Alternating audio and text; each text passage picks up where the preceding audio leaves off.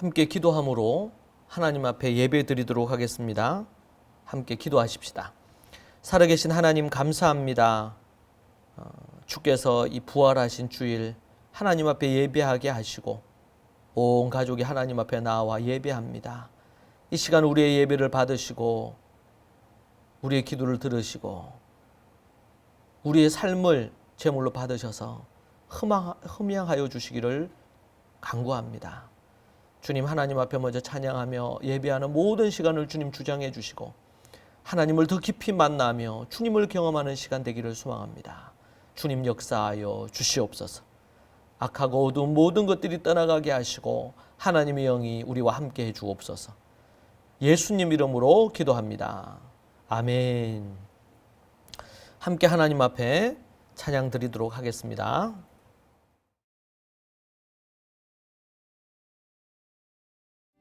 자, 우리 다 함께 하나님께 찬양하는 시간 갖도록 하겠습니다. 다들 힘든 상황 가운데 있는 줄 압니다. 하지만 우리가 이 모든 상황 가운데서도 하나님께 감사하고 찬양하고 주님만 바라보는 여러분 되시길 소망합니다. 그런 마음을 담아서 함께 찬양하시겠습니다. 모든 상황 속에서 모든 상황 속에서 주를 찬양할지라. 주는 너의 큰 상급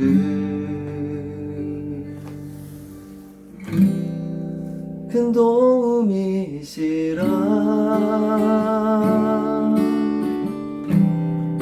주의 얼굴 구할 때 주의 영을 부으사 크신 사랑 안에서 주를 보게 하소서.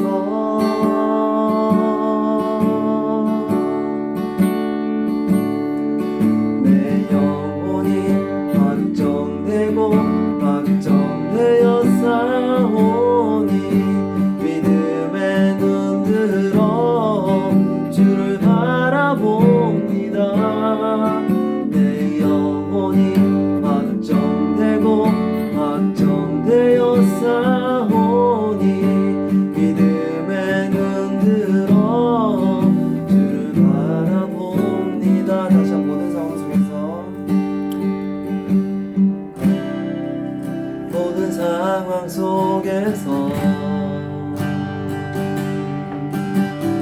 모든 상황 속에서 주를 찬양할지라.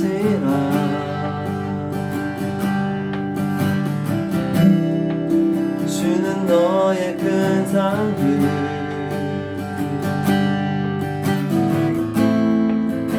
큰 도움이시라.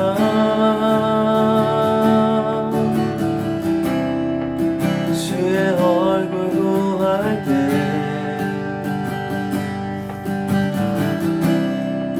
주의 영을 부으사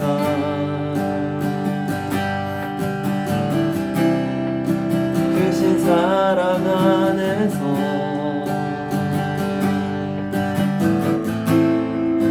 주를 보게 하소서.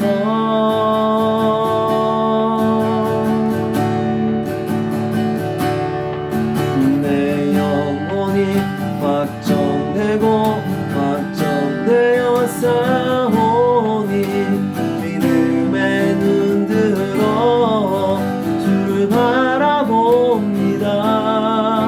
내 영혼이 확정되고 확정되어 싸우니 믿음에 눈 들어 주를 바라봅니다. 주를 찬양할 때 주를 찬양할 때 주의 나라 힘이 임했네. 그의 영원한 나라 주 보게 하소서. 내 영혼이 확정되고 확정되어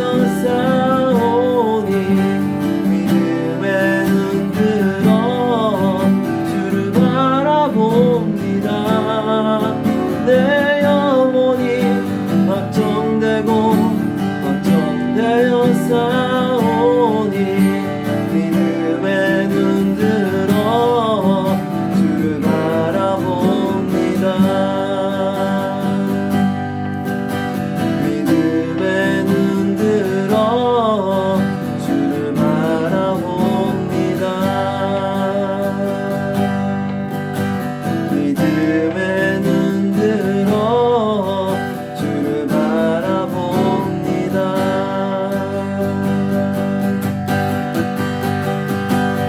하나님의 나팔 소리 전에 진동할 때에 예수 영광 중에 불을 타시고 천사들을 세계 만국 모든 곳에 보내어 구원 얻은 성도들을 모으리. 나팔 내 나의 이름 나팔 내 나의 이름 나팔 내 나의 이름 부를 때에 잔치 참여하겠네. 구름 속에 잠자던 자 그때 다시 일어나 평화로운 부활 승리 얻으리. 주의 택한 모든 성도 구름 타고 올라가 공중에서 주의 얼굴 배우리. 나팔 불 때 나의 이름 나팔 불 때 나의 이름 나팔 불 때 나의 이름 부를 때에 잔치 참여하겠네. 주님 다시 오신 날을 우리 알 수 없으니 항상 기도하고 깨어 있어서 기쁨으로 모두 앞에 우리 나가서도 그때까지 참고 기다리겠네. 나팔 불 때 나의 이름 나팔 불 때 나의 이름 나팔 불 때 나의 이름 부를 때에 잔치 참여하겠네. 나팔 불 때 나의 이름 나팔 불 때 나의 이름 부를 때 나팔 불 때 나의 이름 부를 때에 잔치 참여하겠네. 난 주의 믿음 갖고 홀로 걸어도 난 주의 믿음 갖고 실망치 않네. 높은 구름 몰아치고 하늘 덮어도 난 주의 믿음 갖고 실망치 않네. 주는 내 친구 진실한 친구 끝날까지도 주 의지하리. 구름 몰아치고 하늘 덮어도 나 주의 믿음 갖고 실망치 않네. 다시 한번 나 주의 믿음 갖고 홀로 걸어도 나 주의 믿음 갖고 실망치 않네. 높은 구름 몰아치고 하늘 덮어도 나 주의 믿음 갖고 실망치 않네. 주는 내 친구 진실한 친구 끝날까지도 주 의지하리. 높은 구름 몰아치고 하늘 덮어도 나 주의 믿음 갖고 실망치 않네.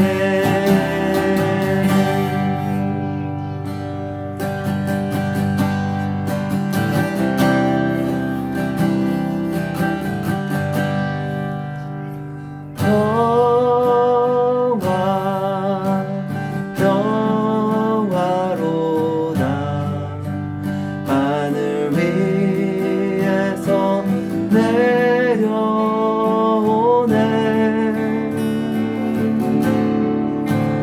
그 사랑의 물결이 영원토록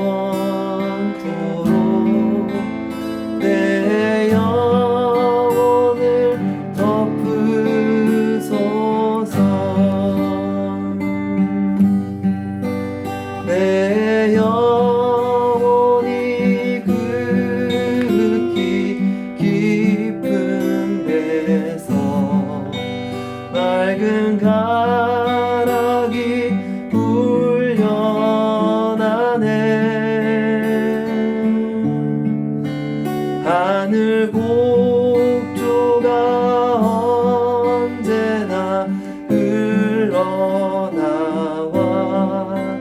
내 영혼을 고이 사네. 내 맘속에 솟아나 이 평화는 깊이 묻지 보배로다.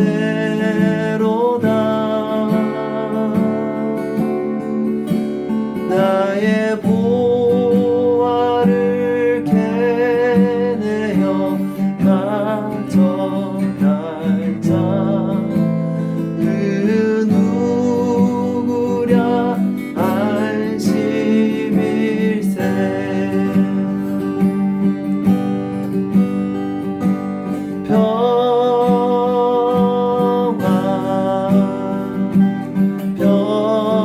평화로다. 하늘 위에서 내려오네.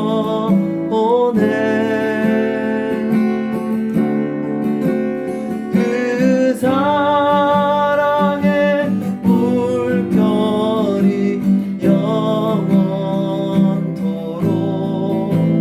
내 영혼을 덮으소서.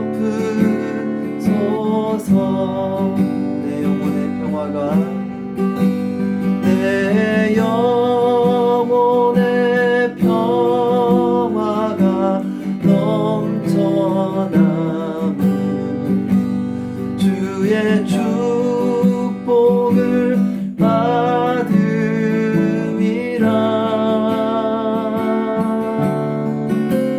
내가 주야로 주님과 함께 있어 내 영혼이 편히 쉬네.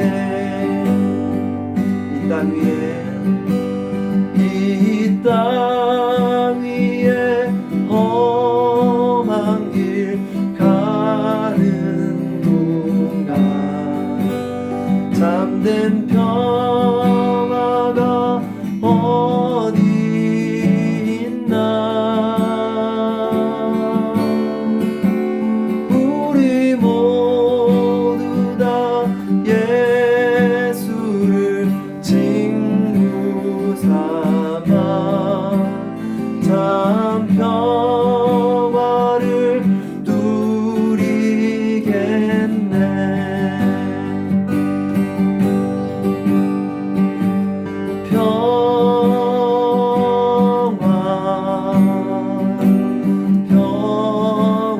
평화로다. 하늘 위에서 내려오네.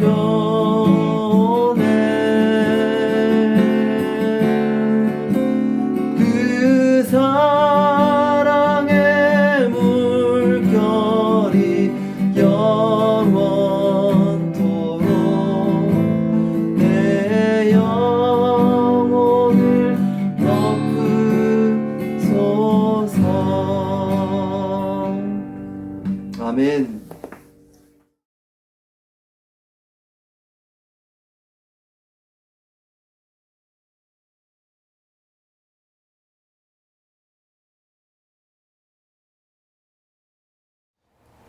오늘 우리가 함께 볼 말씀은 요한계시록 1장 3절의 말씀입니다. 한 절 말씀 우리 같이 한번 보도록 하겠습니다. 이 예언의 말씀을 읽는 자와 듣는 자와 그 가운데 기록한 것을 지키는 자는 복이 있나니 때가 가까움이라. 한 번 더 같이 읽으시죠.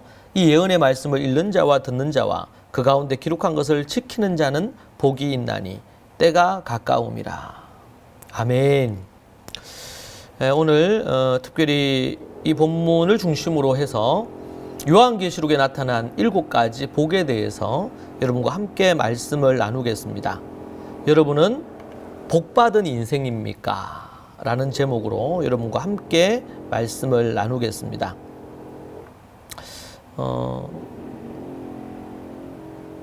오늘 본문의 말씀에 보면 첫 번째 요한계시록에 나타나는 복이 요한계시록에 총 7번의 복이 나오는데요.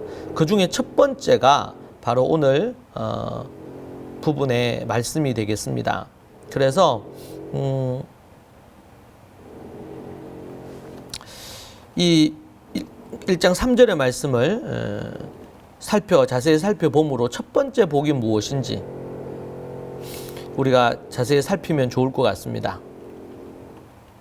정말 여러분들이 진정으로 그리스도 안에서 참된 복받은 인생인지 여러분 한번 생각해 보시면 좋을 것 같습니다. 자, 우리 3절에 보니까 이 예언의 말씀을 읽는 자와 듣는 자와 그 가운데 기록한 지키는 자는 복이 있나니 그렇게 얘기하고 있습니다. 복이 있는 사람이 어떤 사람인가에 대한 얘기를 하는데 어떤 사람이 복받은 인생일까요? 세상에서는 돈이 많은 사람 아니면 권력이 있는 사람 뭐 여러 부분으로 또 아니면 많이 배워서 학식이 많은 사람 여러 부분으로 복 있는 사람이 어떤 사람인지 나름 정의하고 또 그 복을 추구하면서 많은 사람들이 살아갑니다. 그런데 우리가 성경을 볼 때에 성경이 말하는 복과 많은 차이가 있지 않나 그런 생각을 하게 됩니다. 시편 1편에 보면 오직 여호와의 말씀을 율법이라고 되어 있는데요. 토라만을 즐거워하여 그 토라를 주야로 묵상하는 자가 복이 있다고 말씀합니다. 율법으로 번역한 이 원어가 토라입니다. 토라. 하나님의 말씀, 하나님의 법, 이런 다 포함이 되는 것이죠. 그러니까 율법 그러면 우리는 너무 딱 10계명, 이하 율법, 요게 딱 너무 한정돼 있어서 토라라고 우리가 도리어 원어 그대로 읽는 것이 훨씬 더 그 의미가 명확해지는 것 같습니다. 그리고 이 토라라 그러면 신약까지를 다 포함합니다. 이제는 예수님 이후에 어떤 사람이 복이 있는 사람이냐? 하나님의 말씀을 즐거워하고 그 말씀을 주야로 묵상하는 사람이다. 그 사람이 복 있는 사람이다. 그렇게 시편 1편에서는 우리에게 말씀해 줍니다. 세상은 하나님의 성경 말씀을 읽고 그 하나님의 말씀을 즐거워하고 그 말씀 듣기 위해서 예배의 자리에 나오고 시간을 따로 떼내서 하나님의 말씀을 묵상하고 이런 사람을 복 있는 사람이라고 결코 말하지 않습니다.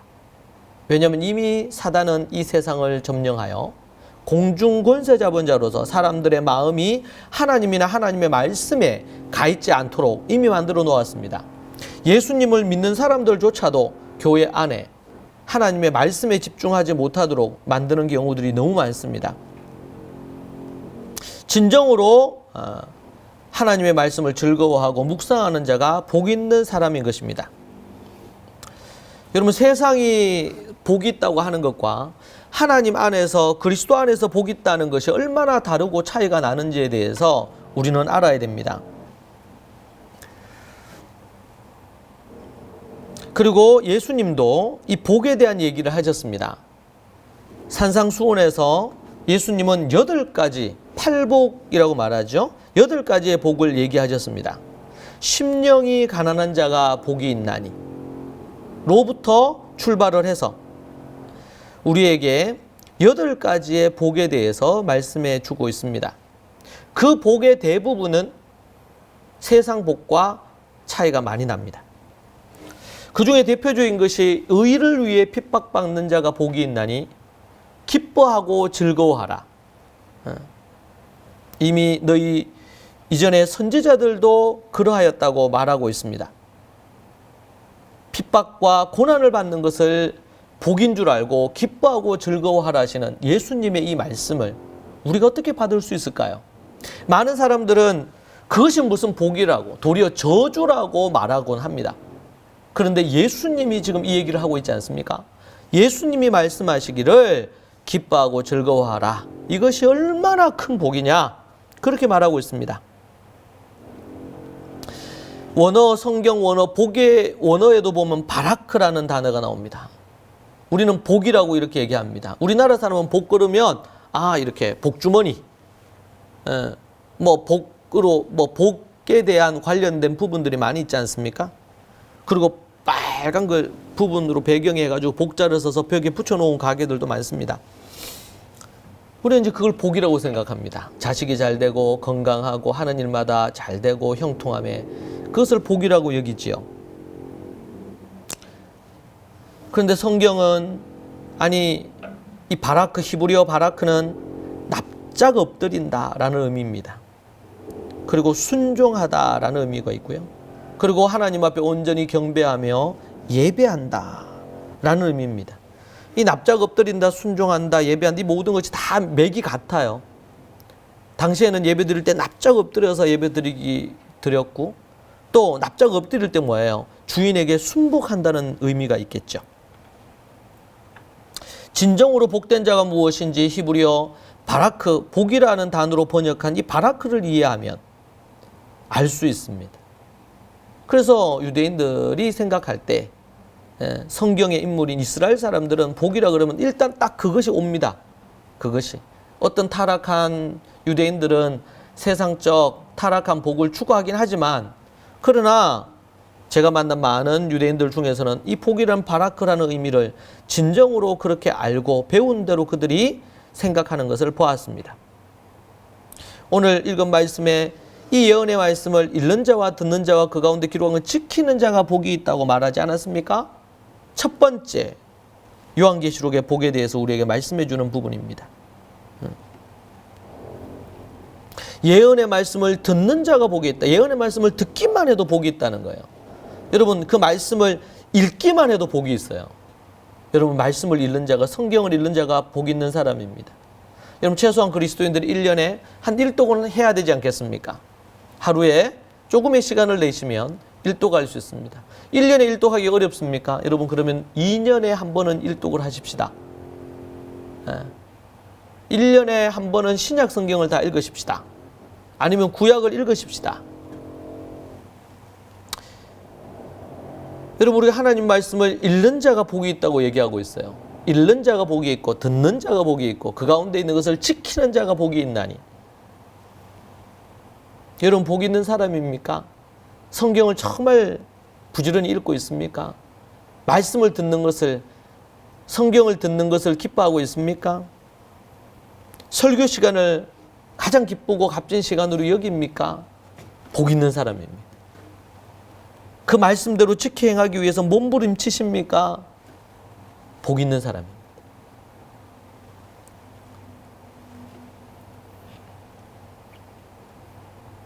읽는 자와 듣는 자, 이 당시 배경으로 보면 읽는 자는 이 본문에서 단수로 되어 있고 듣는 자와 지키는 복수로 되어 있습니다. 왜 그럴까? 제가 연구해 보니까 당시에는 지금처럼 우리가 각자 성경을 가지고 있지 않았습니다. 그래서 그들이 어떻게 보면 말씀을 하야해서 싹 다 외워버린 이유도 그것에 있을 수도 있습니다. 여러 가지 이유가 있겠지만 당시에는 예배 드릴 때 설교자가 앞서 인도자만 그 말씀을 볼 수가 있었죠. 그리고 두루마리로 돼 있었기 때문에 인쇄술이 발달하기 전이잖아요. 훨씬요. 인쇄술이 발달하게 된 것이 얼마 되지 않았습니다.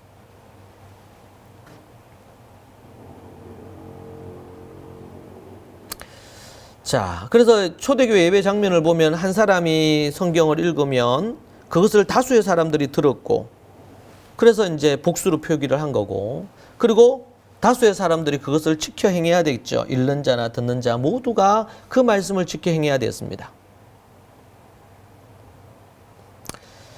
초대교회 예배의 장면을 떠올리게 하는 대목입니다. 자, 그리고 우리가 지켜 행한다는 것은 무엇일까요?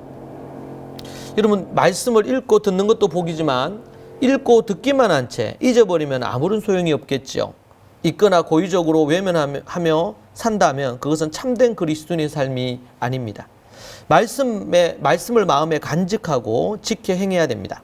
히브리서 2장 1절에서 그러므로 우리는 들은 것에 더욱 유념함으로 우리가 흘러 떠내려가지 않도록 함이 마땅하니라고 경고합니다. 흘러 떠내려가지 않도록 주의하여 간직하고 그렇게 하라는 거예요. 말씀의 8가지를 제가 여러분에게 말씀드렸습니다. 첫 번째, 카라, 읽는 것, 통독이라고 할 수 있겠습니다. 두 번째, 그것을 하야 하는 것, 시하의 묵상하는 것. 세 번째, 그것을 하야 하는 것. 세 번째가 시하의 하는 것, 묵상하는 거죠. 묵상하는 것. 네 번째가 그 말씀을 다라시, 연구하는 것입니다. 그 말씀을 토론하는 것, 샤파트, 하브르타라고 하죠. 그리고 여섯 번째는 그 말씀을 카타아부, 기록하는 것입니다. 기록하면서 마음에 또 하야 합니다.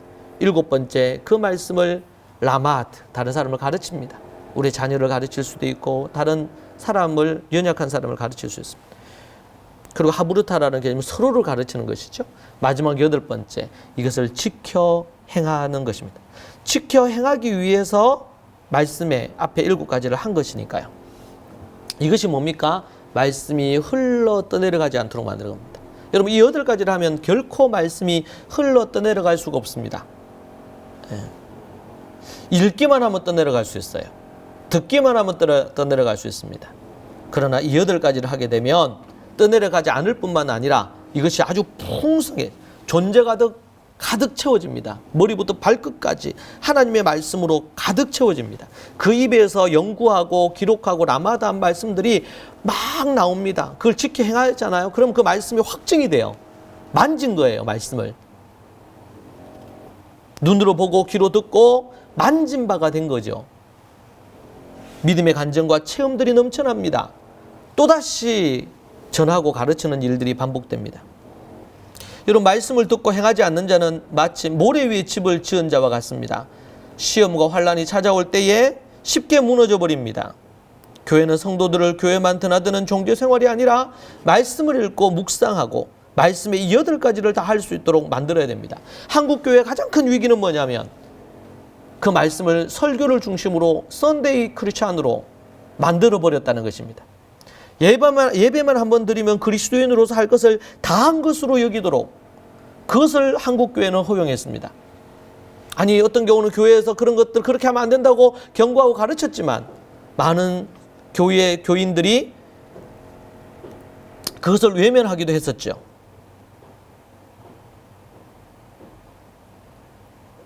교회는 성도들이 교회만 드나드는 종교 생활을 하지 않도록 만들어야 됩니다.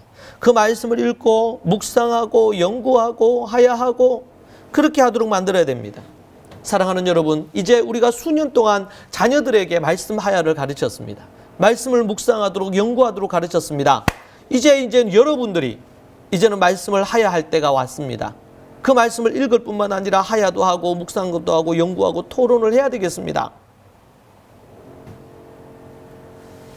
알아야 면장을 한다는 말이 있지 않습니까? 그리스도인이 되어놓고 하나님의 말씀을 몰라요. 하나님의 말씀을 깊이 알지 못해요. 그러면 이 믿음이 흔들리게 되어 있습니다. 새 속에 물들게 되어 있습니다. 진리 가운데 올바로 설 수가 없습니다.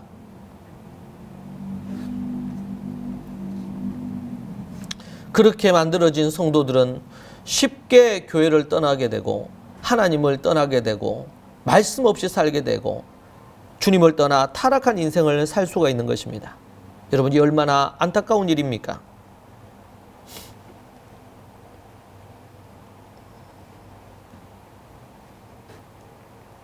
현대에 있는 많은 교인들이 회개에 합당한 열매를 맺지 못하고 그리스도인이 된다는 것은 곧 제자가 된다는 것인데 스승의 가르침을 배우고 따르고 순종하지 않으며 주어진 사명을 일체 감당하지 않는 그런 이들이 얼마나 많은지 모릅니다.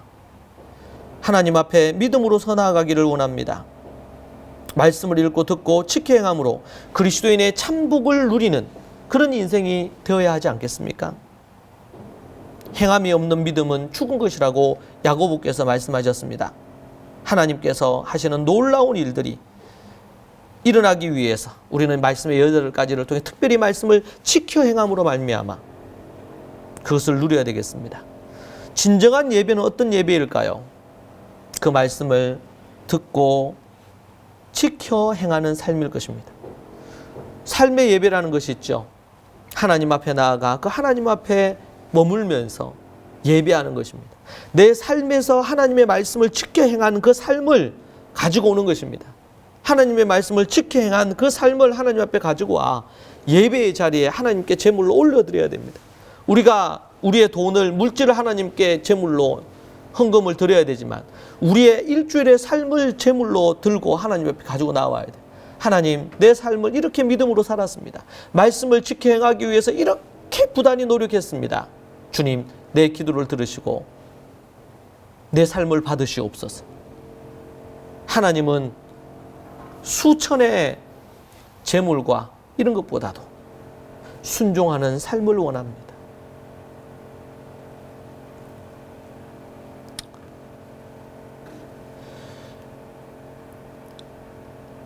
거역하는 것이 정말 사신 우상에게 절하는 것과 같다고 하셨습니다.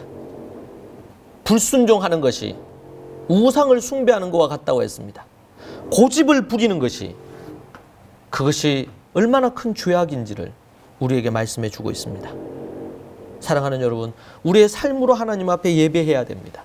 삶의 예배가 하나님 앞에 받아들여져야 됩니다. 그렇지 않다면 제물을 바치는 가인의 제사를 받지 않으셨던 것처럼, 에서의 제사를 받지 않으셨던 것처럼 하나님이 받지 않으실 것입니다. 지켜 행하는 삶. 여러분, 그렇게 하는 자가 어떤 사람이에요? 복 있는 사람이란 말이에요. 복 있는 사람. 말씀을 읽고 듣고 지켜 행하는 자가 복이 있어요. 그렇지 않고 그냥 흘려 떠내려버려요. 복을 잃어버린 것입니다. 주님이 다시 오셨을 때 우리에게 뭘 볼까요? 우리의 삶의 예배를 보고 우리의 믿음을 보신다고 하지 않았습니까? 주여 주여 하는 자가 다 천국에 들어갈 것이 아니고 하나님의 뜻대로 행하는 자가 천국에 들어간다고 말씀하고 있습니다. 삶의 예배로 하나님 앞에 삶을, 하나님의 말씀을 지켜 행한 그 사람이 천국에 들어가는 것입니다. 믿음은 이 행함을 다 포함하고 있습니다. 진정한 믿음을 가진 자만이 천국에 들어갈 수 있습니다. 명목상의 그리스도인, 종교적으로 교회에 나오는 사람들, 종교인들, 종교 생활로 교회 생활하는 사람들 결코 천국에 들어갈 수가 없습니다. 이것이 첫 번째 복입니다. 첫 번째 복. 여러분, 읽는 자와 듣는 자, 그 기록한 것을 지켜 행하는 자가 누리는 복을 여러분 누리시기 바랍니다. 이것이 첫 번째 복입니다. 두 번째 복은 무엇일까요? 14장 13절에 이 복이 나오고 있습니다. 주 안에서 죽은 자가, 주님을 믿고 그분 안에서 살다가 죽은 자가 복이 있다고 말하고 있습니다. 주 안에서 죽은 자가 복이 있다고. 여러분, 그분 안에서 살다가, 그분 안에 머물다가 죽은 자가 복이 있는 것입니다. 진정으로 복받은 자가 어떤 사람입니까? 이 땅에서 주 안에서 살다가 죽는 자입니다. 오늘 본문의 말씀의 14장을 보면 환난과 이 큰 핍박과 환난이 있을 때에 그냥 주 안에서 죽는 자가 복이 있다. 순교당하고 많은 사람들이 첫째 부활에서 주 안에서 죽은 자가 복이 있다. 죽는 자가 복이 있다. 여러분, 때로는 환난이 오고 핍박이 오고 여러 말로 다 할 수 없는 것들이 올 때에 주 안에서 죽는 자가 복이 있습니다. 여러분, 죽음을 두려워하지 마십시오. 그분 안에서 영원한 평안한 안식을 누리는 것이 죽음입니다. 우리가 이 땅에 살다가 죽으면 모든 것이 끝이 나는 것이 아니고 잠시 잠깐 왔던 이 나그네 인생을 접고 영원한 본향에서 영원한 천국의 삶을 사는 것입니다. 그 삶이 여러분에게 있기를 축복합니다. 그 평안이 여러분에게 있기를 축복합니다. 주 안에서 죽는 자가 복이 있습니다. 그런데 주 안에서 살다가 주님의 첫 번째 부활을 경험하지 못한 채 죽어 영원한 지옥불에, 영원한 불못에 떨어지게 된다면, 그래서 둘째 사망을 경험하게 된다면, 여러분, 그것보다 더 불행한 일은 없습니다. 세상은 죽음 이후의 세계를 모르기 때문에 이 땅에서 복 누리는 것에, 이 땅에서 정말 이 복의 결과인 세상에 누리는 그 복만을 추구하다가 영원한 지옥불에 떨어져서 얼마나 불행한 삶을 영원히 살지 모르고 있습니다. 그들에게 주 안에서 죽는 그 복이 얼마나 큰지를 말해 주어야 됩니다. 그렇지 않으면 지옥불에 떨어지게 될 것입니다. 세 번째, 16장 15절에 이 복에 대한 얘기가 나옵니다. 16장 15절. 16장 15절. 16장 15절의 말씀.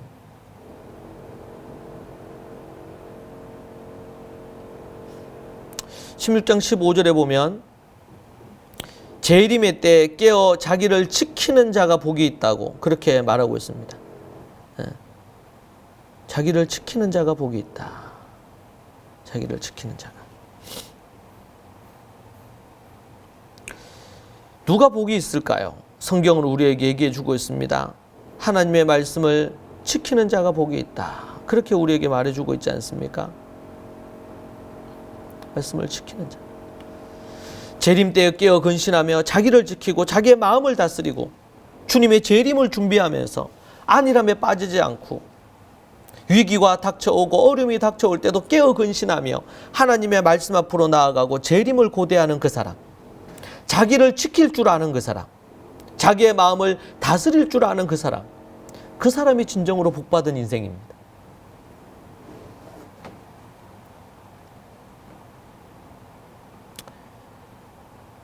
안일하게 살고 쾌락을 즐기며 살고 죄 가운데 머무는 사람은 결코 복을 누릴 수가 없고 영원한 지옥불에 떨어지게 될 것입니다. 재림의 때에 깨어 자기를 지키는 자가 되십시오.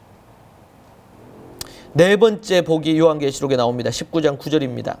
19장 9절. 혼인잔치의 청함을 받은 자입니다. 19장 9절에 보니까 천사가 내게 말하기를 기록하라. 어린 양의 혼인잔치의 청함을 받은 자들은 복이 있도다 하고 또 내게 말하되 이것은 하나님의 참되신 말씀이라. 어린 양의 혼인잔치의 청함을 받은 자가 복이 있다는 거예요. 어떤 자가 복이 있느냐? 하나님의 혼인잔치에, 어린 양의 혼인잔치에 부름을 받아 청함을 받아 거기에 갈 수 있는 자. 영원한 그 하나님 나라에 거하며 구원을 얻을 수 있는 그 자리, 혼인잔치에 참여하는 그 자리. 예수님은 이 비유를 많이 드셨죠. 초대장을 주고 혼인잔치 자리에 오라고 했는데 자기가 바쁘다고 이런저런 핑계를 대고 나오지 않습니다. 그럴 때에 길거리에 있는 사람 누구나 나오라. 예수님 이후로 그 비유가 이루어지고 있죠. 모든 이방인들에게도 이제는 복음이 열렸습니다. 구원의 문이 열렸습니다. 청함을 받았음에도 불구하고 반응하지 않고 세상살이에 바쁘다고 주님께 나오지 않는 자, 그래서 혼인잔치에 청함을 받지 못한 자, 세상에서 가장 불행한 사람입니다.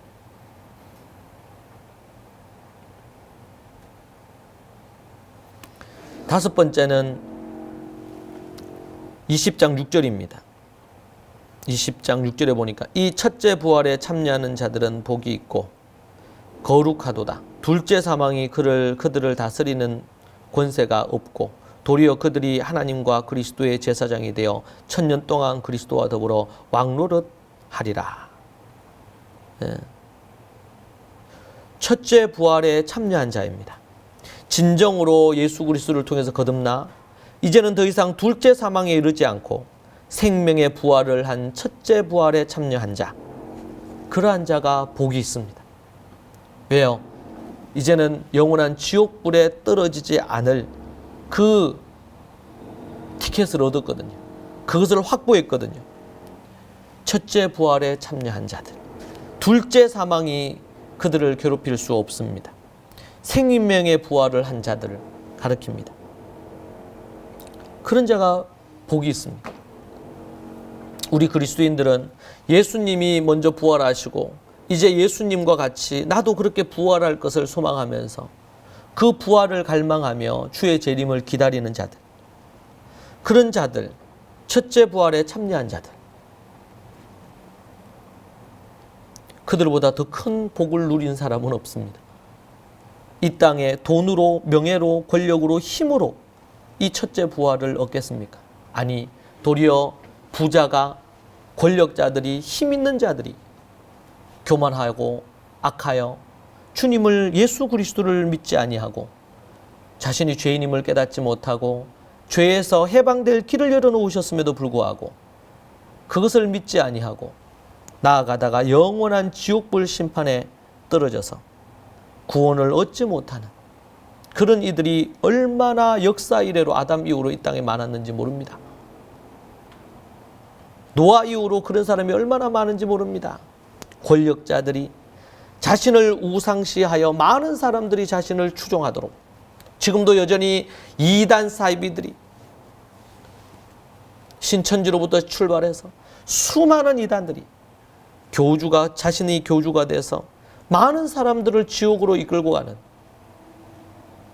저들은 가장 하나님의 지옥의 뜨거운 심판을 받게 될 것입니다.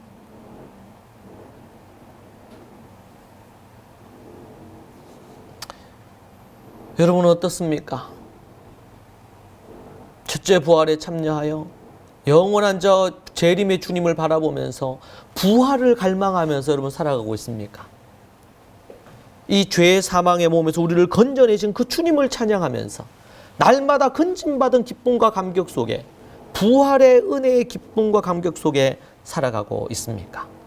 첫째 부활을 경험한 자들은 결코 둘째 사망에 이르지 않을 것이라고, 진정으로 예수 그리스도로 말미암아 하나님의 성령으로 거듭난 자들은 둘째 사망에 이르지 않고 생명의 부활을 경험한 자들입니다. 이것이 다섯 번째 복입니다. 여러분, 복 하나하나를 보십시오. 세상의 복과는 전혀 질적으로 다릅니다. 세상에서 가지는 그 복들은 하나님을 믿고 그렇게 나아감으로 누려야 되는, 따라와야 되는 복인 것이지고 복의 결과인 것이지 그것이 진정한 복이 아닙니다. 세상은 이 하나님을 모르니 세상에서 잘 되는 것만이 복이라고 여기면서 그 헛된 복을 추구하며 살아가는 이들이 얼마나 많은지 모릅니다.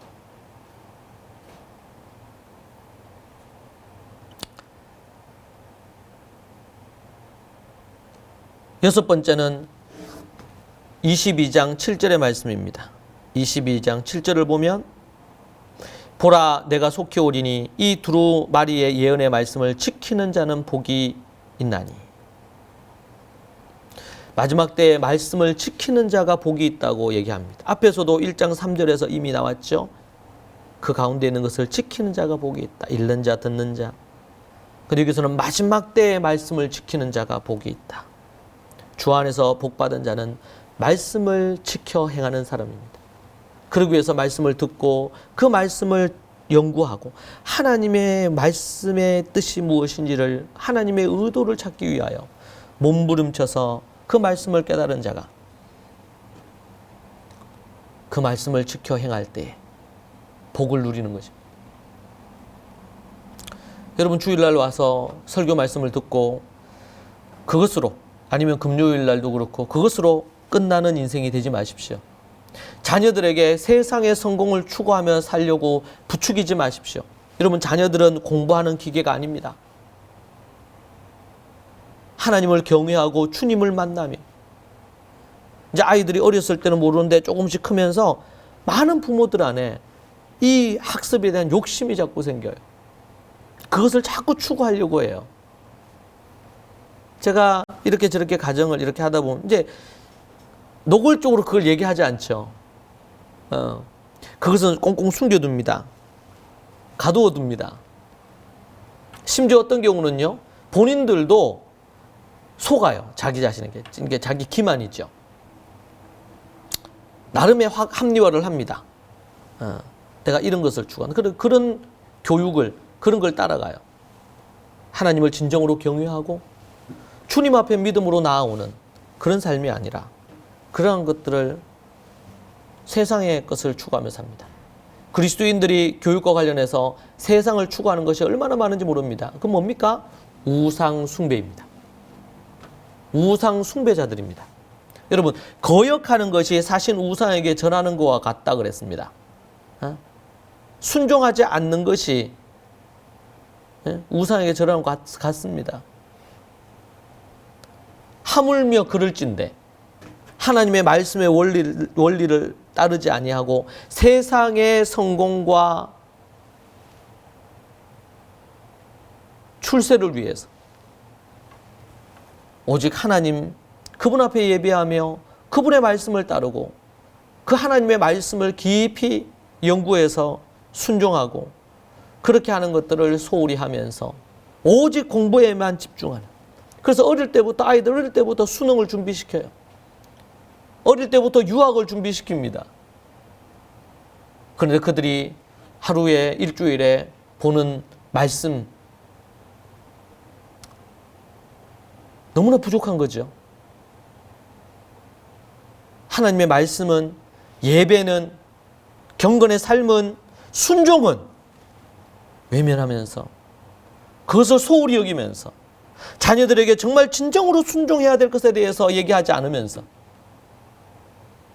여러분 때로는 1년 동안 고3이 1년 동안 공부 안 하고 1년을 뒤에 대학 들어가도 문제가 안 됩니다. 더 급한 게 뭘까요? 순종하는 것입니다. 말씀에 순종하는 것입니다. 영적인 권위에 순종하는 것입니다. 하나님의 말씀에 순종하는 것입니다. 대학은 1년 뒤에 가도 돼요. 근데 하나님의 말씀에 불순종하고 악을 행하며 주님의 뜻에 부합하지 않으면 그 아이가 내일 죽을지 모레 죽을지 어떻게 합니까? 그러면 지옥불에 떨어지는 것입니다. 주님을 제대로 안 믿었으니까. 진정한 복이 무엇이냐? 하나님의 말씀을 지키는 거예요. 눈에 보이는 부모의 말에도, 영적인 권위자의 말에도 불순종하는데 어찌 하나님의 말씀에 순종을 해서 말씀을 지키겠습니까? 현대교회는 영적인 관계가 완전히 깨어졌고 각자 자기 소견을 따라 각자 제 길로 가는 거예요. 각자 제 길로 가는 양과 같아요. 여러분, 예수님이 예루살렘 성을 내려다보시면서 말씀하시잖아요. 이스라엘에 있는 많은 사람들이 안식일을 철저하게 지키고 하나님 앞에 예배하며, 그 중에 가장 큰 사람들이 바리새인들, 이런 율법학자들 아닙니까? 철저하게 하나님 앞에 안식일을 지켰죠. 심지어 저들이 음식을 먹을 때도 가려서 먹었습니다. 율법대로 지키기 위해서. 정말 얼마나 철저하게 했는지 모릅니다.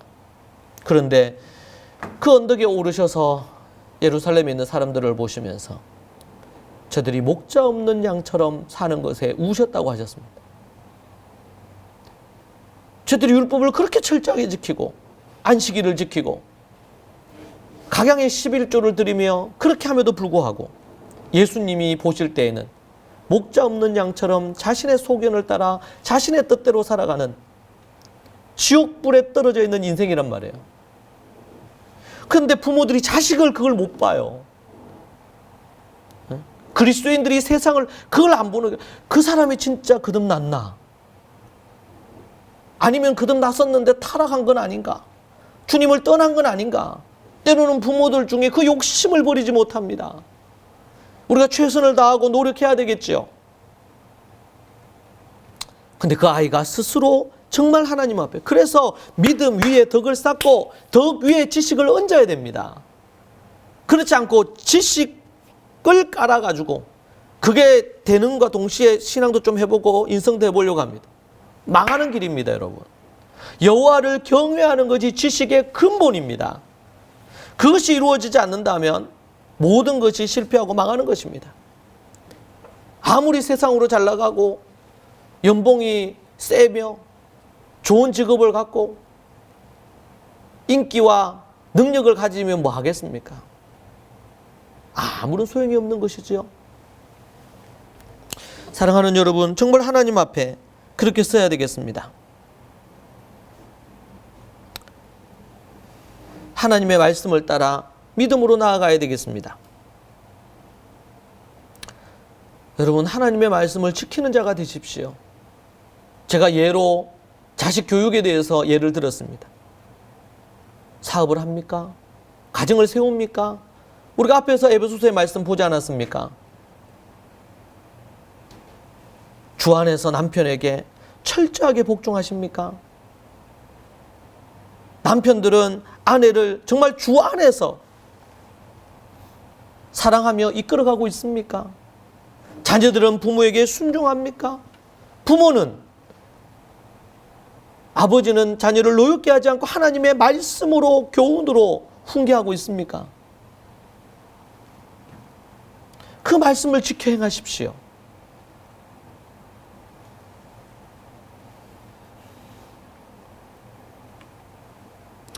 일곱 번째 복입니다. 22장 14절. 두루마기를 빠는 자가 복이 있다고 말하고 있습니다. 자기 두루마기를 빠는 자들은 복이 있으니 이는 그들이 생명나무에 나아가며 문들을 통하여 성에 들어갈 권세를 받으려 함이로다. 두루마기를 빠는 자는 복이 있나니 왜 복이 있을까요? 그들이 생명나무에 나아가며. 창세기에 보면 생명나무와 선악과가 있었는데 아담과 하와가 선악과를 따먹었습니다. 먹어야 될 생명나무는 안 먹고 선악과를 따먹었어요. 그래서 그들이 에덴으로 쫓겨납니다. 죽음이 그들에게 찾아왔고 사망이 찾아왔습니다. 그런데 두루마기를 빠는 자는 복이 있나니 그들이 생명나무에 나아가며 문들을 통하여 성에 들어가 권세를 받으려 함이라. 생명나무로 나아가고 문을 통해서 하나님 나라, 하나님의 도성에, 하늘의 예루살렘에 들어갈 수 있게 되는 권세를 받으려 한다 그랬어요. 두루마기를 빠는 자는, 자기를 정결하게 하고 거룩하게 하는 자는, 예수 그리스도의 보혈로 자기 두루마기를 씻은 자, 그리고 날마다 하나님 앞에 자신이 거룩하게 되기 위하여 나아가는 자, 그들에게 하나님의 놀라운 복이 임하는 줄로 믿습니다.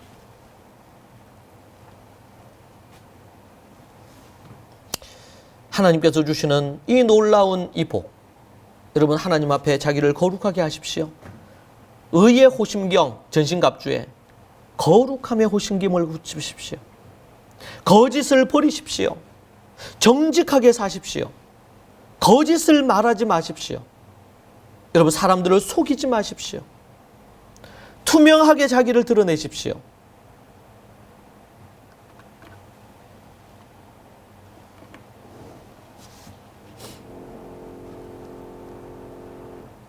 그럴 때 하나님이 주시는 두루마기를 빠는 음란함을 버리십시오. 그 입에 욕을 버리십시오. 하나님 앞에 청결하게 하십시오. 날마다 두루마기를 빠십시오. 회개하십시오. 한번 예수 그리스도의 피로 정결해졌다면 이제 날마다 발을 씻어 하나님 앞에 깨끗함으로 나아가야 됩니다. 회개하는 인생이 되시고 주님의 복 안에 머무십시오. 이번에 이런 코로나 바이러스 관련된 사태를 보면서 많은 부분들이 있지만 특별히 신천지 관련해서 제가 예전에도 알고 있었지만 너무나 충격적인 것은 그들은 예전부터 포교를 할 때도 심지어 섹스 포교도 하고 거짓과 속임수로도 포교를 하고 그런 어떤 얘기를 들을 때 이게 사실이 아닌 것처럼 너무나 놀라웠어요. 어떻게 이렇게 할 수 있을까? 근데 이단과 사이비들은 이러한 것들을 합니다. 쉽게. 그들의 모든 것들은 모략이라는 이름으로 순전히 거짓말로 다 도배된 거예요. 거짓의 영이 완전히 가득 신천지 안에 가득합니다. 저들은 사단의 회입니다.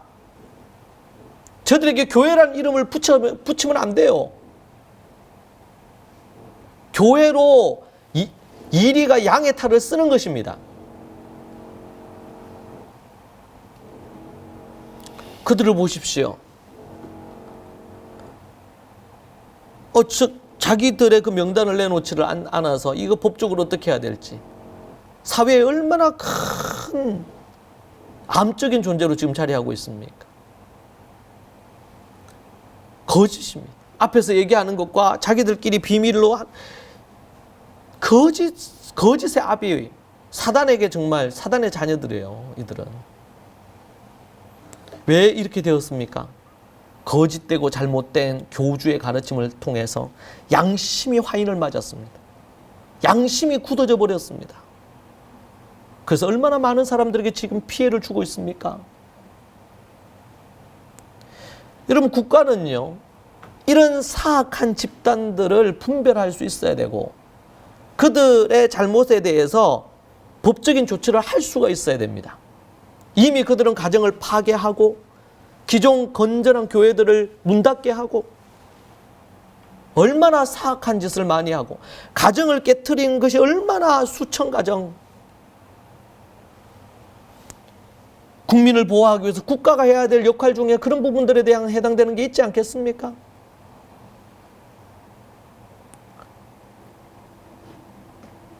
양심이 굳어져 있어. 얼마나 안타까운 일인지 몰라요. 여러분, 이럴 수 있습니다. 도리 하나님을 모르는 사람들이 걱정할 만큼 양심이 굳어져 있는 신천지의 모습을 봅니다.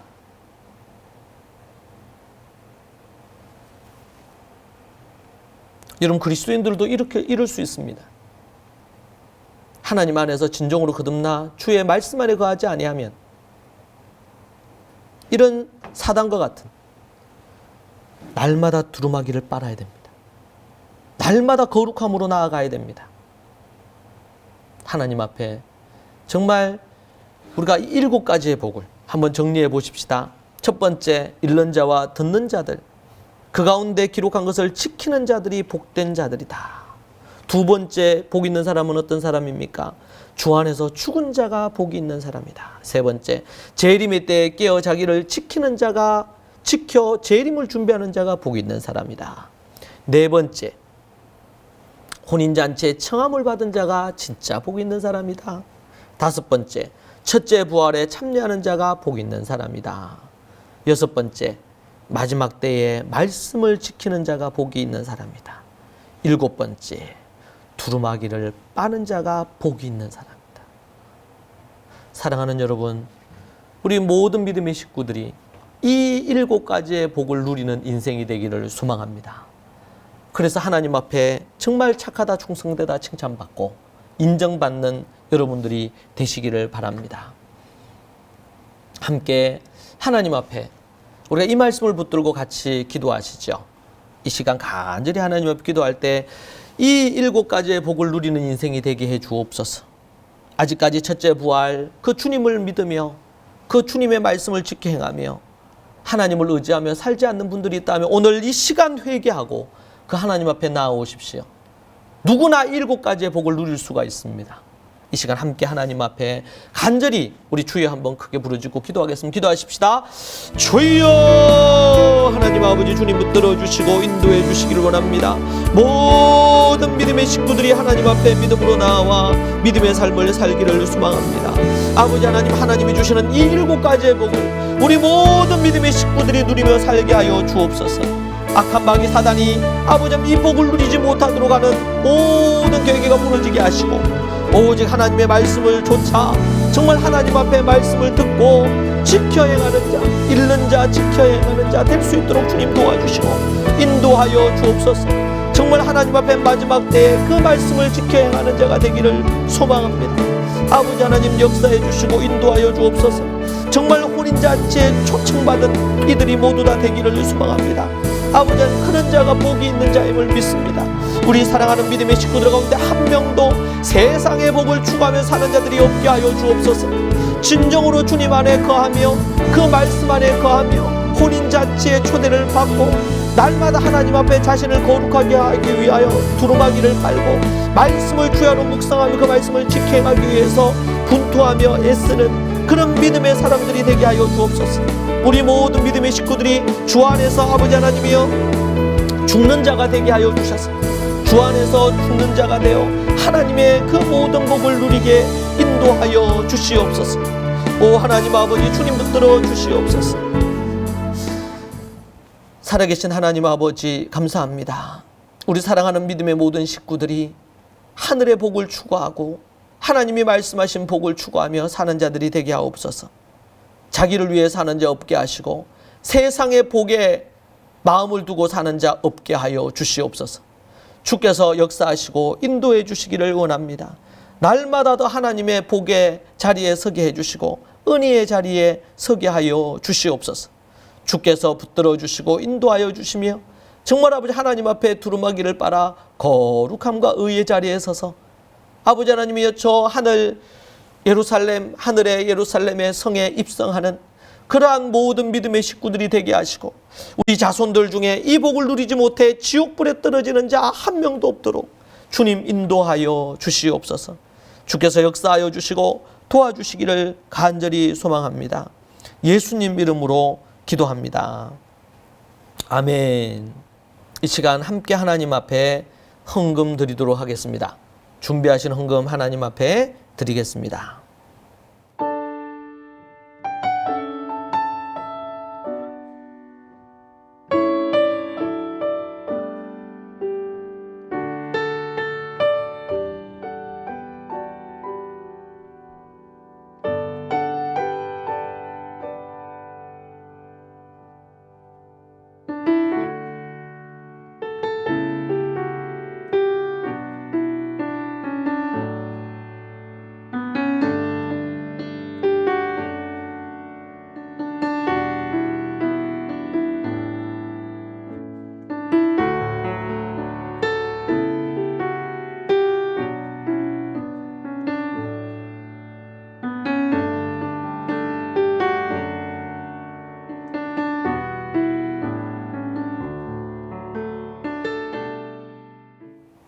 이 시간 우리 드리는 헌금 위에서 기도하겠습니다.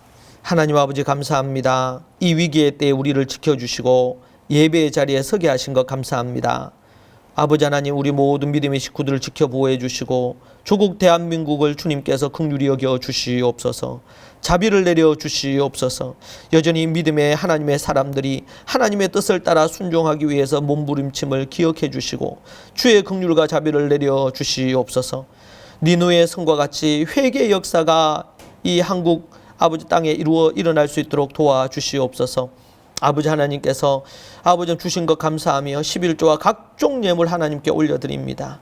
이 예물 받으시고 흠양하시며 기뻐 받아 주시옵소서. 주께서 역사하여 주시옵소서. 예수님의 이름으로 기도합니다. 아멘.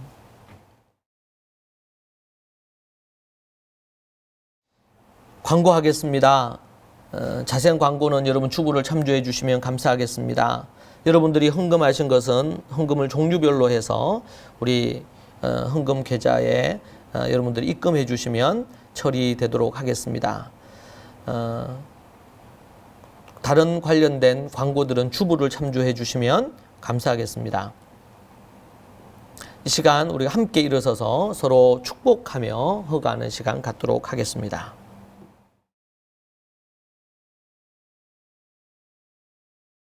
서로 축복하겠습니다.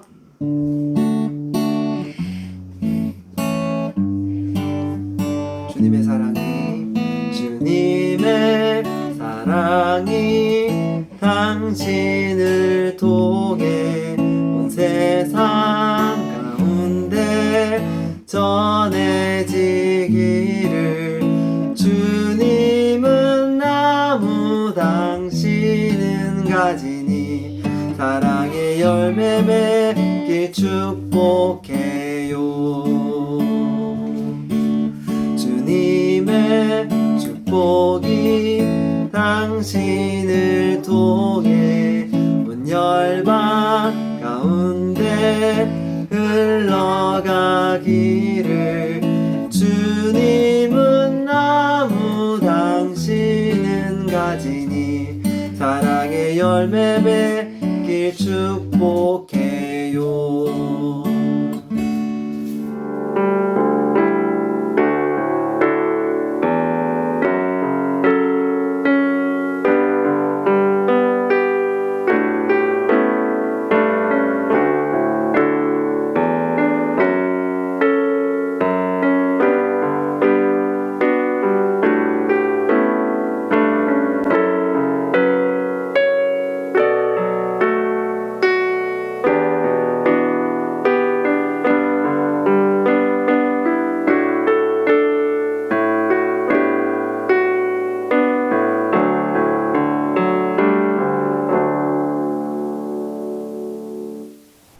이제는 우리 구주 예수 그리스도의 은혜와 크시고 놀라우신 하나님 아버지의 사랑과 성령의 위로 교통 충만하신 은총이 오늘 주의 말씀을 듣고 이 7가지의 복을 누리기로 작정하는 식구들 머리 위에, 그 가정들과 몸된 대구와 용인의 교회 위에 지금부터 영원토록 함께 있을지어다.